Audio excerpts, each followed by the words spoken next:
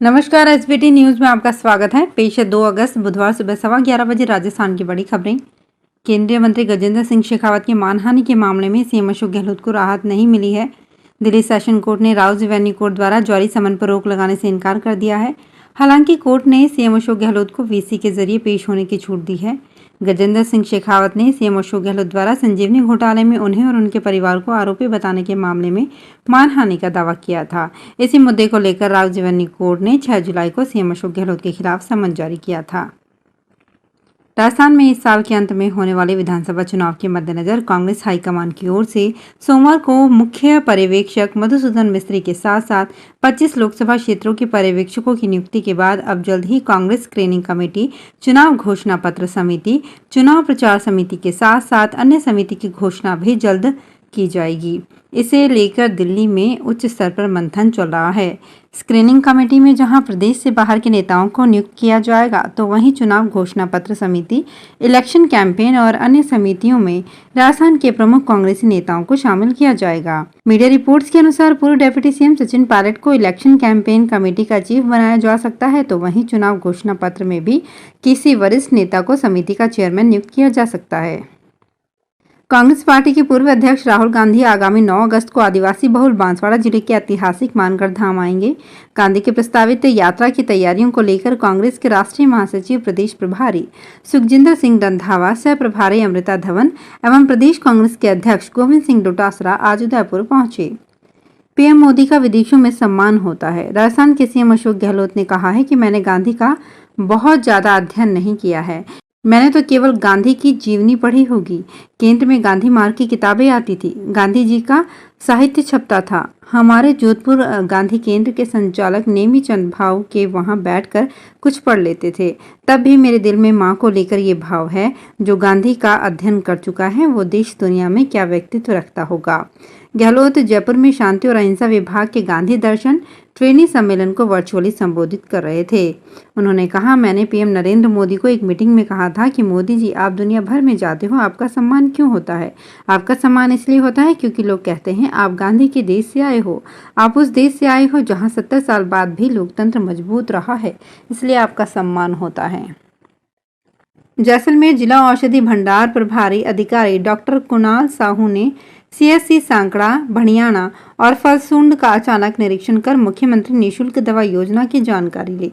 इस दौरान फलसूंड सीएससी में योजना के तहत जांचों में कमी पाए जाने पर 4 लैब स्टाफ को नोटिस दिया। इस दौरान बीसीएमओ डॉक्टर लोंग मोहम्मद और डॉक्टर सलीम जावेद उनके साथ रहे।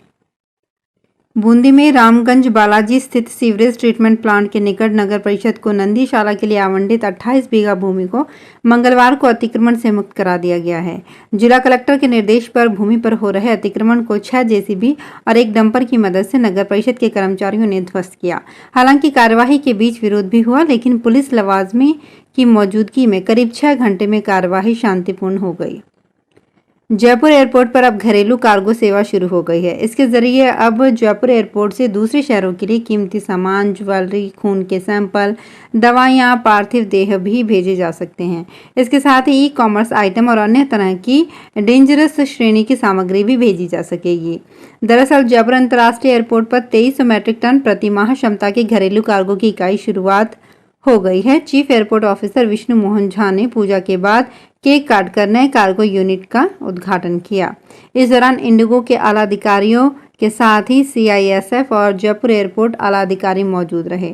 आपको बता दें कि नए कार्गो यूनिट में इंडिगो एयरलाइन ने अपनी सेवाएं शुरू की है। राजस्थान के डीएलएड कॉलेज में एडमिशन के लिए 28 अगस्त को होने वाली प्री डीएलएड एग्जाम के लिए 6,18,870 कैंडिडेट्स हिस्सा ले रहे हैं। आवेदन करने वाले कैंडिडेट्स अब 4 अगस्त तक अपने फॉर्म में करेक्शन कर सकेंगे। शिक्षा विभागीय पंजीयक ने बताया कि प्री डीएलएड परीक्षा 2023 के लिए अब तक 6,18,870 आवेदन पंजीकृत हो चुके हैं। ऑनलाइन आवेदन की अंतिम तिथि 30 जुलाई थी। परीक्षा 28 अगस्त को संपूर्ण राज्य के 33 जिलों में होगी। परीक्षा के लिए ऑनलाइन आवेदन कर चुके अभ्यर्थियों को स्वयं उनके द्वारा की गई त्रुटियों में सुधार के लिए सार्वजनिक हित में अवसर दिया जा रहा है। 1 अगस्त से 4 अगस्त तक परीक्षा के लिए अधिकृत वेबसाइट पर जाकर संशोधन कर सकते हैं। भीलवाड़ा में कोर्ट ने मंगलवार को कलेक्टर और तहसीलदार की कुर्सी व गाड़ी को कुर्क करने का आदेश दिया। आदेश के बाद कोर्ट की टीम कलेक्ट्रेट पहुंची। कोर्ट की टीम सीधे कलेक्टर आशीष मोदी के ऑफिस में पहुंची और कार्यवाही करने लगी। टीम की इस कार्यवाही के बाद कलेक्टर सहित अधिकारियों ने कोर्ट से कार्यवाही नहीं करने की गुजारिश की। इसके बाद कलेक्टर को 8 अगस्त तक की मोहलत दी गई है। केंद्रीय जांच ब्यूरो ने कथित रिश्वत मामले में उत्तर प्रदेश के बागपत में तैनात पंजाब नेशनल बैंक के एक शाखा प्रबंधक और फील्ड अधिकारी को गिरफ्तार किया है। केंद्रीय जांच एजेंसी ने मंगलवार को ये जानकारी दी। सीबीआई ने कहा कि शाखा प्रबंधक और फील्ड ऑफिसर के खिलाफ एक शिकायत के आधार पर 31 जुलाई को मामला दर्ज किया गया था। यह आरोप लगाया गया था कि शिकायतकर्ता का बागपत की पंजाब नेशनल बैंक में उसके और उसके दादा के नाम पर संयुक्त रूप से एक केसीसी खाता था। आगे कहा गया कि इस केसीसी खाते में 4,95,000 रुपये की राशि स्वीकृत की गई थी और उसे बचत बैंक खाते में वितरित किया गया था। पश्चिम मध्य रेलवे के कोटा मंडल में रेल कर्मियों, खासतौर पर रनिंग स्टाफ और उनके परिवारजनों को नेत्र संक्रमण रोग आई फ्लू से बचाव के लिए सघन अभियान चलाया गया है। सूत्रों के अनुसार इसी क्रम में मुख्य चिकित्सा अधीक्षक डॉक्टर सुपर्णा सेन राय के मार्गदर्शन में लोको पायलट एवं गार्ड लॉबी में संक्रामक रोग आई फ्लू से बचाव के लिए संगोष्ठी आयोजित की गई। करौली में अखिल भारतीय विद्यार्थी परिषद द्वारा प्रदेश में बढ़ते महिला अत्याचार और पेपर लीक मामले को लेकर 3 अगस्त से न्याय पद यात्रा शुरू होगी। 3 अगस्त को करौली से शुरू होने वाली न्याय यात्रा में एबीवीपी के पदाधिकारी और कार्यकर्ता पैदल ही जयपुर के लिए कूच करेंगे। पदयात्रा शुभारंभ पर करौली में एक आम सभा का आयोजन होगा। इस दौरान राष्ट्रीय महामंत्री यज्ञ बल्लभ शामिल होंगे। अजमेर में मयूर स्कूल में पढ़ने वाले बच्चों के पेरेंट्स मंगलवार को सीबीएसई ऑफिस पहुंचे और विरोध प्रदर्शन किया। स्कूल प्रशासन पर नियम के विरुद्ध अधिक फीस वसूलने और फीस नहीं भरने पर बच्चों को स्कूल से निकालने की धमकी देने का आरोप लगाया। अभिभावकों ने सीबीएसई प्रशासन को शिकायत देकर कार्यवाही की मांग की है। राजस्थान सरकार द्वारा इस साल भी संस्कृत के क्षेत्र में उल्लेखनीय कार्य करने वाले विद्वानों को सम्मानित किया जाएगा। संस्कृत शिक्षा विभाग के निदेशक डॉक्टर भास्कर शर्मा ने बताया कि सम्मान प्राप्त करने के लिए आवेदन 14 अगस्त तक संस्कृत विभाग की ऑफिशियल वेबसाइट व ईमेल के जरिए कर सकेंगे। इसके बाद स्क्रूटनी के जरिए उम्मीदवारों का चयन किया जाएगा, जिसमें सिलेक्ट होने पर उन्हें राज्य स्तरीय सम्मान समारोह में सम्मानित किया जाएगा। संस्कृत शिक्षा निदेशालय राजस्थान द्वारा आयोजित होने वाले सम्मान समारोह में शामिल होने के लिए प्रदेश के सभी जिला कलेक्टर, विश्वविद्यालय के कुलसचिव और स्कूलों के प्रिंसिपल के साथ संभागीय संस्कृत शिक्षा अधिकारी और संस्कृत के संस्था प्रधान द्वारा आवेदन कर मांगे गए हैं। केंद्रीय विद्यालय संगठन जयपुर संभाग के तत्वाधान में 3 दिवसीय संभाग स्तरीय हॉकी प्रतियोगिता का शुभारंभ केंद्रीय विद्यालय क्रमांक 2 अजमेर में हुआ। प्रिंसिपल देवेंद्र कुमार देरान ने ध्वजारोहण कर प्रतियोगिता का शुभारंभ किया।